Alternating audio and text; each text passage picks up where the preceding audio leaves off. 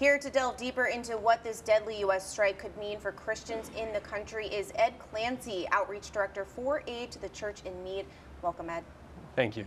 So now, as we approach the 21st anniversary of the September 11th attacks, what does the death of this terror leader mean to the U.S.?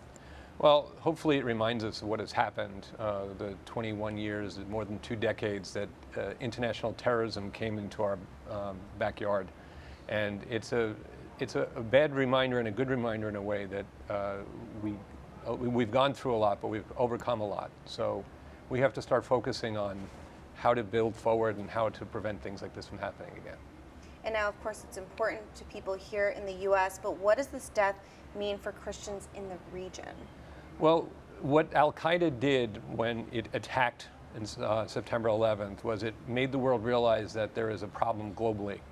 And what has happened to Christianity in the Middle East in these last 20 years is awful. You look at Iraq, where the population is down 90%. In Syria, it might be down 70%. Lebanon is going through crisis, and then there's other areas like Pakistan and Nigeria around the world which have aligned themselves with ISIS, which is essentially the stepchild of al-Qaeda. And we see now that there's a worldwide anti-Christian presence looking to kill people. It's absolutely terrifying. Now, he was a terrorist leader with a strong anti-U.S. and anti-Christian agenda. How does seeing his death on the news remind us of those who suffered under his watch? Well, it obviously reminds us of what bad things have happened, but we should also focus on how do we get past it. For example, in the Middle East, we have different areas where the Christian population is suffering, and the church is responding. In Iraq, the building of the Catholic University of Erbil. In Lebanon, Aid to the Church needs sponsoring 3 schools to keep those schools going, to keep the Christian presence there.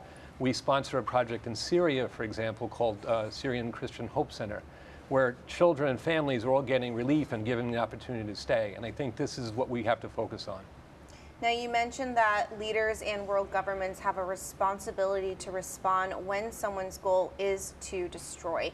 What does the Catholic Church think of a killing like this? Well, obviously all killings are terrible things, but in this case you had a person whose goal it was to inflict harm. And now what I would hope, at least from the international community, is not a bold headline that sort of just makes the problem go away.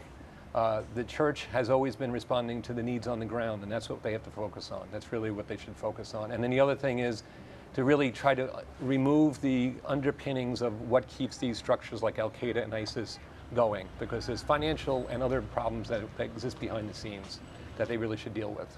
It's just an absolutely heartbreaking situation, what is happening on the ground there. Can you give us a brief overview of what is happening to Christians in Afghanistan, just for anyone who doesn't know at home?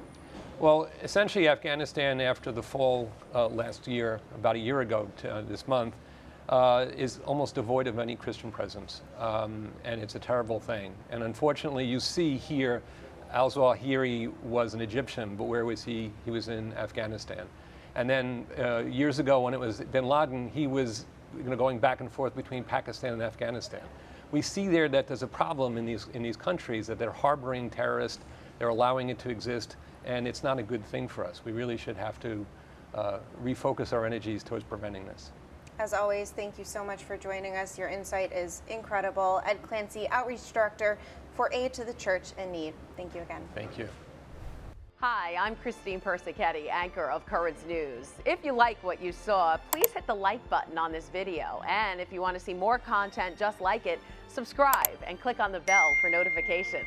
Thanks for watching, because we are putting your faith in the news.